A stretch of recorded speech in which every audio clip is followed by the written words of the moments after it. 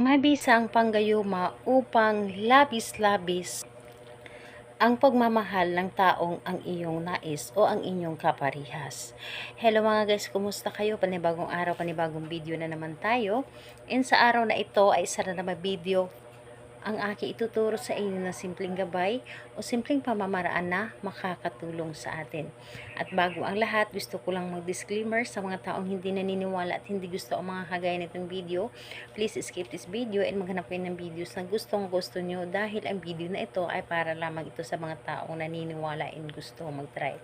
Sa lahat po ng mga nagko-comment dito sa aking video dito sa loob ng aking channel, mag-ingat sa lahat ng mga nagre-reply sa inyo na dinadala kayo sa kanilang WhatsApp mo up upang makaiwas po tayo sa scam.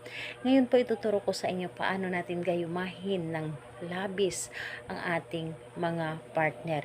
Dahil gusto natin ay tayo lamang ang mamahalin at hindi tayo lulukuhin nito, hindi tayo sasaktan nito at tayo lamang ang kanilang kaligayahan. Ito ay pwedeng gawin sa parehas ang kasarian, babae to babae, and lalaki to lalaki, and syempre sa ating babae at lalaki na mag-partner. And pwede mo rin itong gawin kahit na kayo ay magkalayo at magkalapit sa isa't isa. Dito po is kailangan natin dito ng ating gagamitin sa paggawa ng ritual na ito. Kailangan mo lang dito maghanda ng garapon or di kaya bote na babasagin.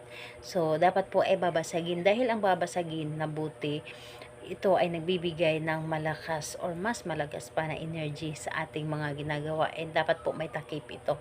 Kahit anong klaseng bote basta babasagin at kailangan na may takip. And kailangan din natin dito ng isang kutsarang asukal. Kung wala kayong asukal, pwede rin honey.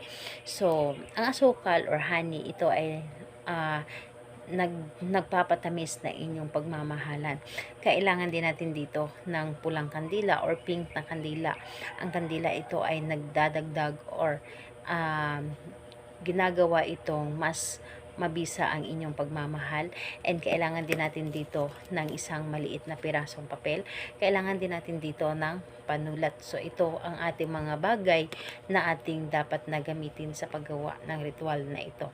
And ayun po, kapag ready na yung mga gagamitin natin, dapat po ay kailangan na handa tayo at hindi tayo nagdududa sa ating dapat na gawin, and dapat buo ang ating loob, tiwala at paniniwala sa ating gagawin. So kapag ready ka na, pwede mo na itong simulan.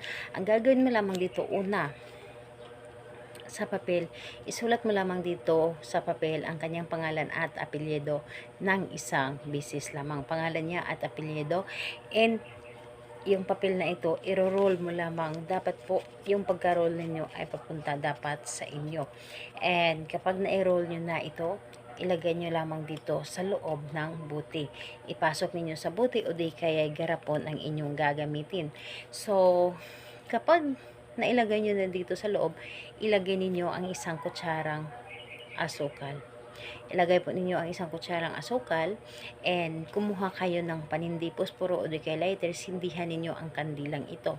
Sindihan ninyo ang kandilang ito, and kapag naisindi nyo na, hilingin ninyo dito sa kandila na bibigyan ka ng mas malakas pa ng energy at gawing epektibo ang inyong mga ginagawa. And pagkatapos mo humiling dito, ang garapon na ito or ang buti na ito, ilagay ninyo or painitan ninyo ng kandila. Gamit ang kandila, hihilingin ninyo dito, papainitan ninyo dito ang inyong ginawa, papainitan ninyo, di bali na matunaw ang asukal dito sa loob. Kasi kapag ang asukal na nandito sa loob at nainitan ito ay matutunaw. So wala po itong problema, matutunaw, mas maganda. So, hilingin ninyo, pangalan niya, apelyido, labis-labis mo ako mamahalin. Ako lamang ang mamahalin mo habang buhay.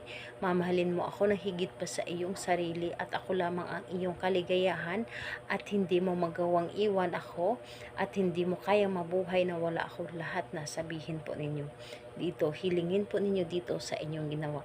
And papainitan po ninyo ang garapon or di kaya ang buti, and dapat po ay paikot. Kung hindi naman matunaw, wala pong problema. Ipaikot nyo lamang ang init ng kandila para mas mabigyan ito ng energy. And pagkatapos mong humiling dito, yung kandila patayin nyo na at itago kung saan ninyo pwede itong itago dahil magagamit pa ito sa ibang ritual na kailangan natin ng kandila na kahit gamit na. And yung garapon, kung meron kayong kama, ilagay ninyo ito doon sa ilalim ng inyong kama, hayaan po ninyo doon. And kung wala naman, pwede sa ilalim or sa loob ng inyong cabinet or sa Zora box.